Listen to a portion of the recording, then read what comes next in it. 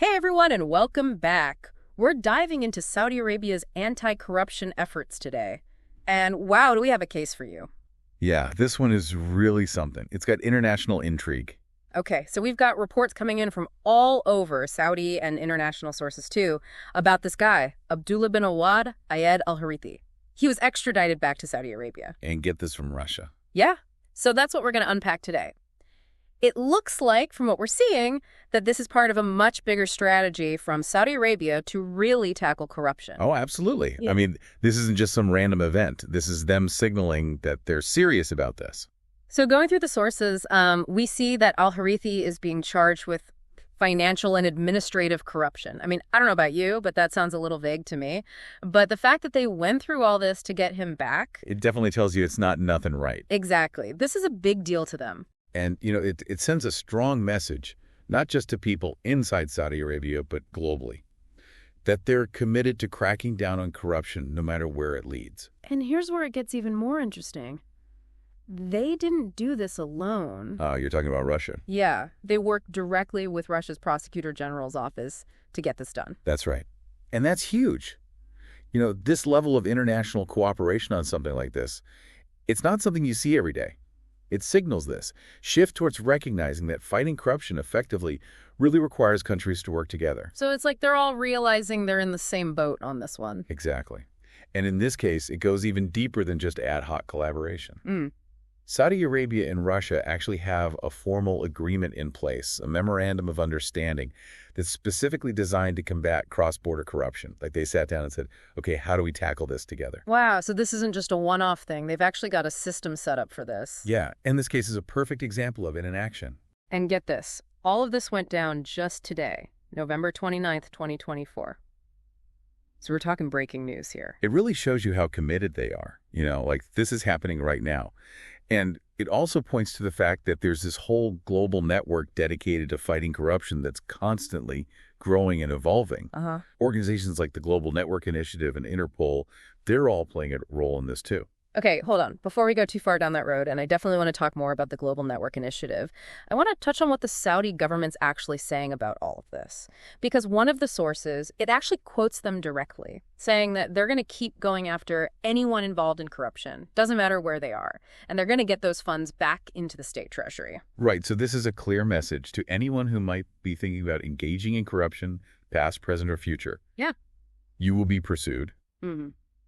And they're not messing around. It definitely sounds like they're drawing a line in the sand. Absolutely. And the fact that they pulled this off with Russia, that really says something. These cases can drag on forever with all the legal complexities, but this happened fast, which suggests to me that there was already a high level of trust and cooperation between Saudi Arabia and Russia even before this. Yeah, that's a great point. It makes you wonder how much legwork they already done behind the scenes, right? Exactly. And that has some pretty big implications for how we think about these international partnerships going forward. Could they be used for other purposes? What are the downsides of this level of collaboration? It's definitely something to consider.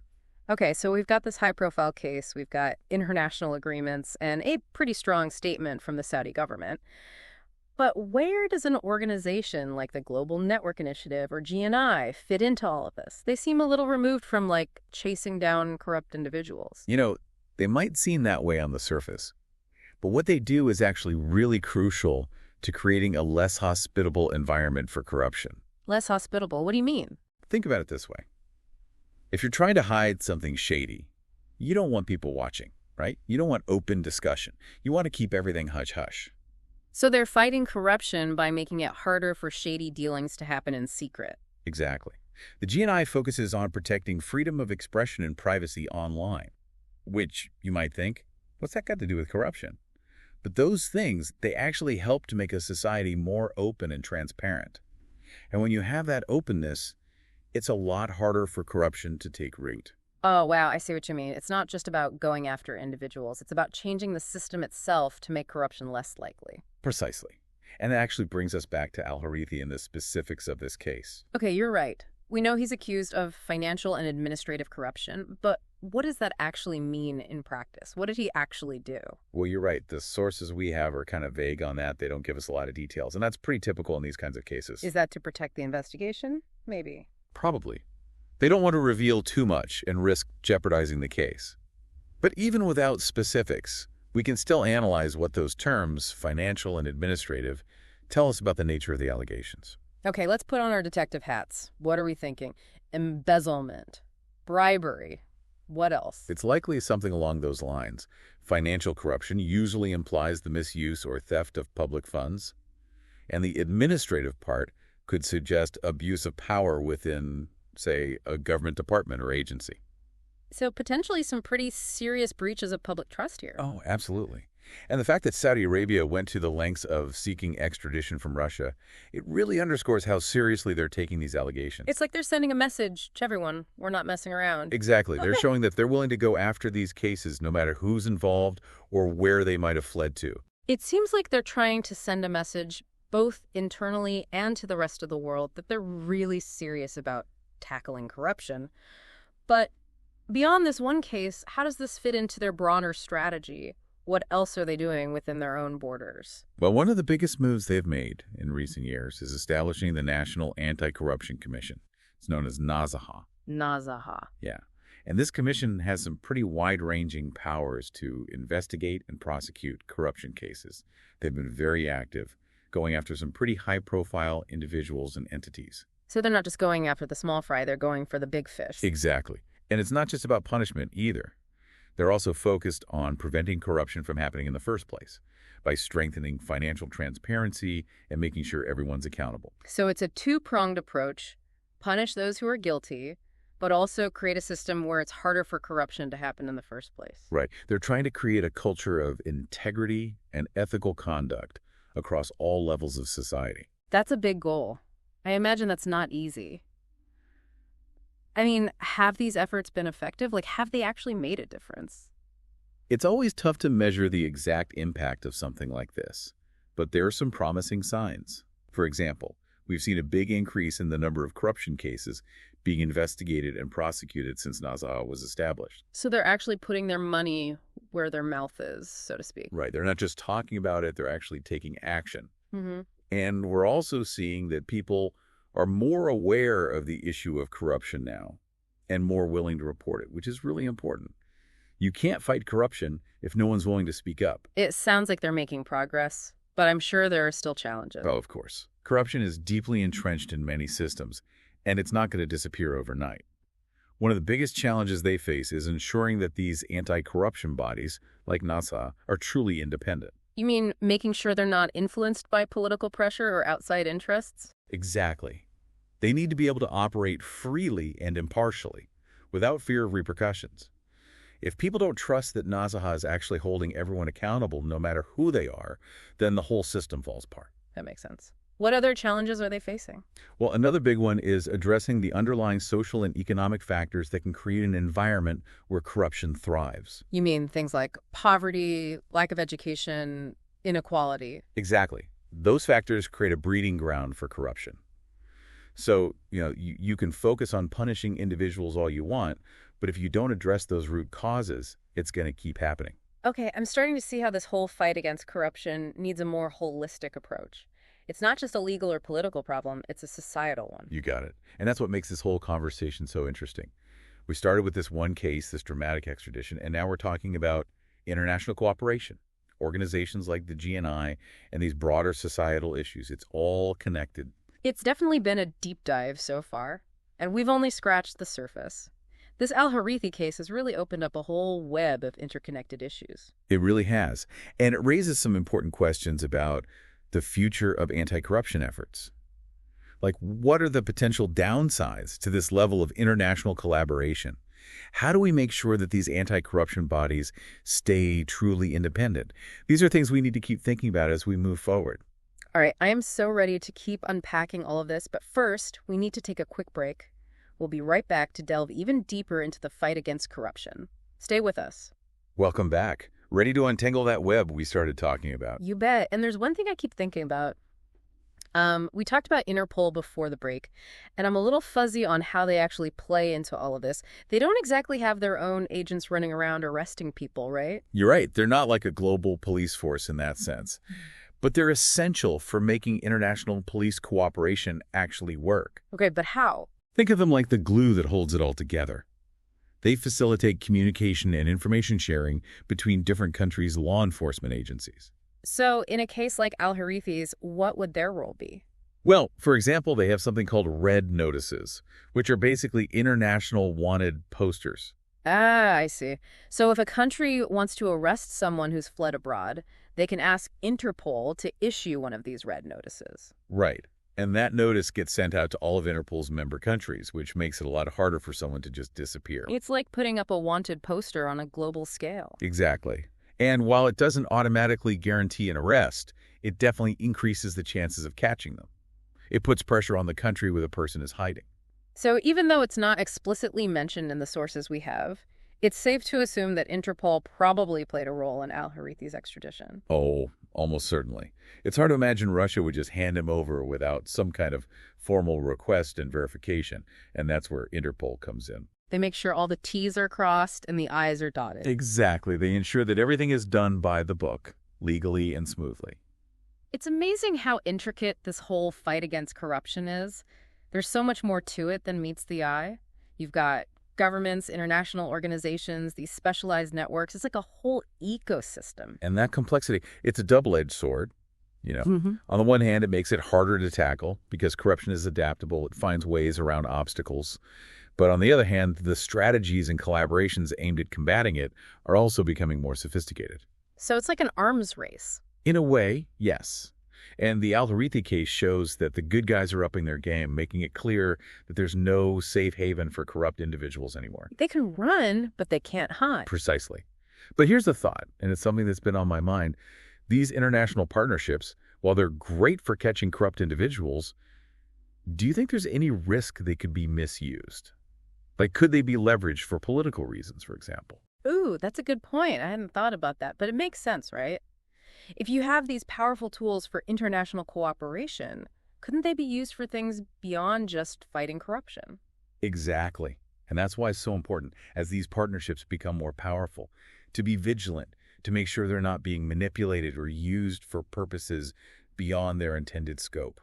Transparency and accountability, they're important at every level, it seems. Absolutely. And that's where organizations like the GNI, the Global Network Initiative, come in. Okay, remind me again how they fit into all of this. They focus on promoting freedom of expression and privacy online, which might seem unrelated to this whole discussion. But by promoting those things, they're helping to create a more open and transparent world, which in turn makes it harder for corruption to take root and spread. It's like shining a light on the dark corners where corruption likes to hide. That's a great way to put it.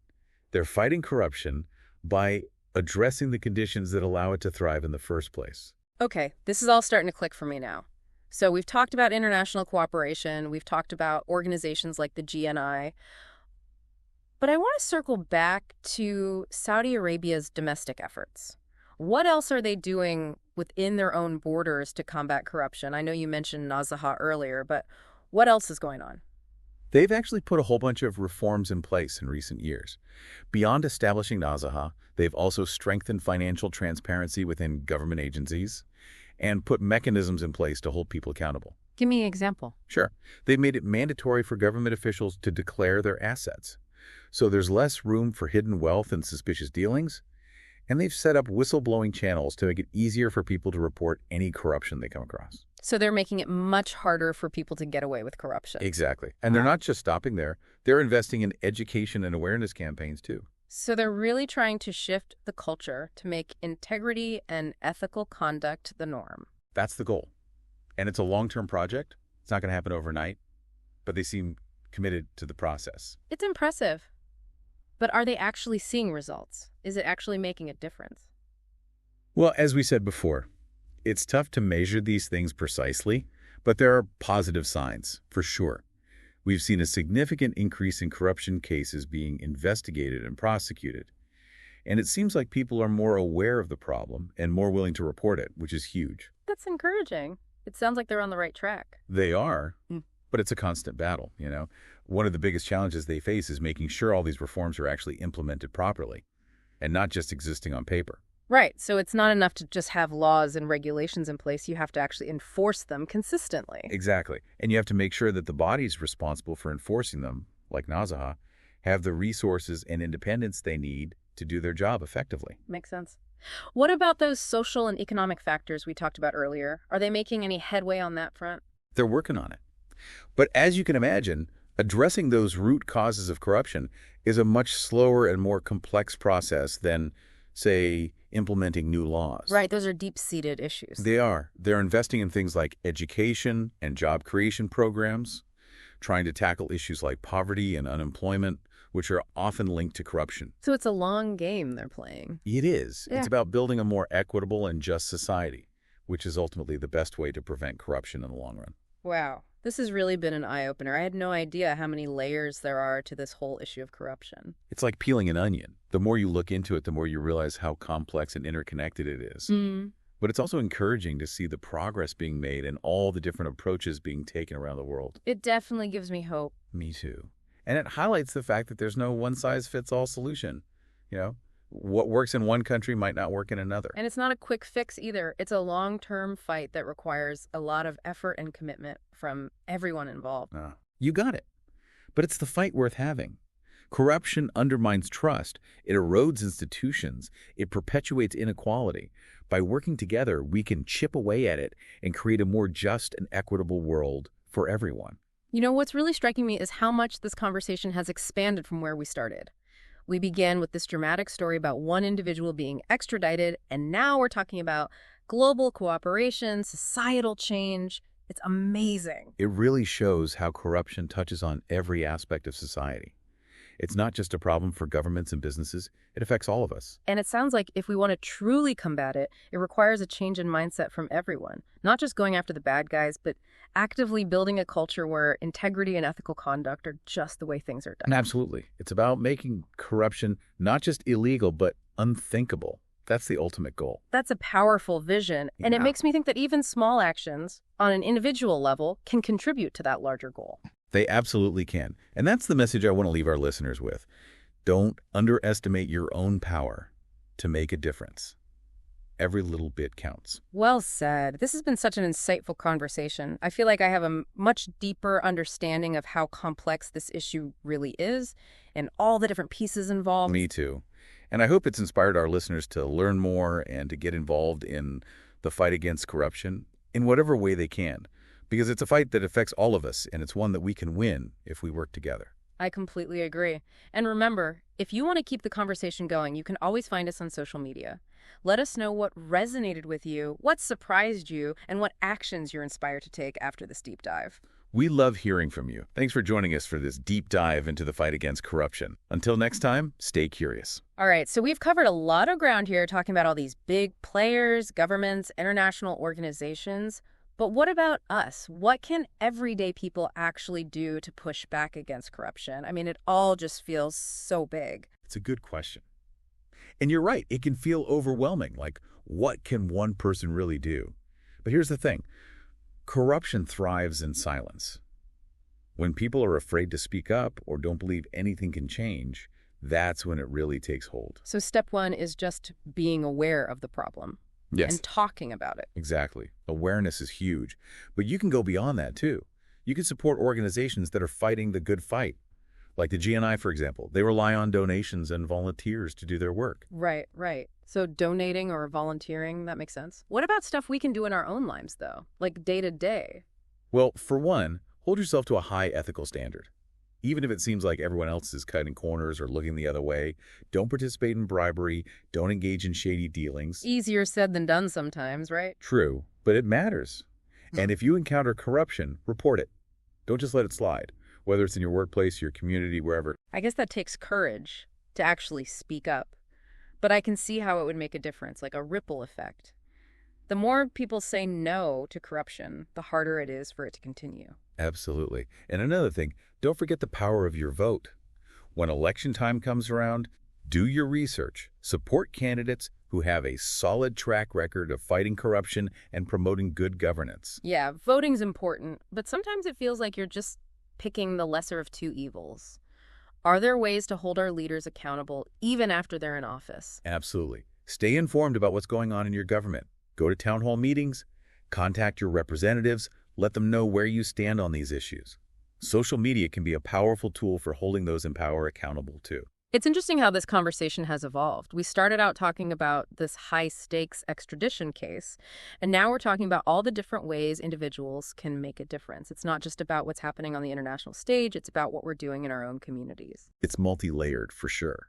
It requires international cooperation, strong institutions, and engaged citizens who are willing to demand better. It really highlights how much corruption impacts every aspect of society. It's not just something for governments to deal with, it affects all of us every day. That's exactly it. And to really combat it, we need a change in mindset across the board.